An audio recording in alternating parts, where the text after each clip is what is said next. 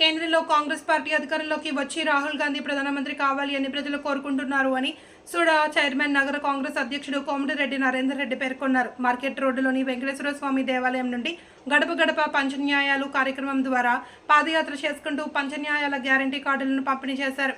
ఈ సందర్భంగా నరేందర్ రెడ్డి మాట్లాడుతూ కేంద్రంలోని కాంగ్రెస్ పార్టీ అధికారంలోకి రాగానే అమలు పరచనున్న పంచన్యాయాల పట్ల ప్రజల్లో మంచి స్పందన వస్తుందని నరేందర్ రెడ్డి అన్నారు.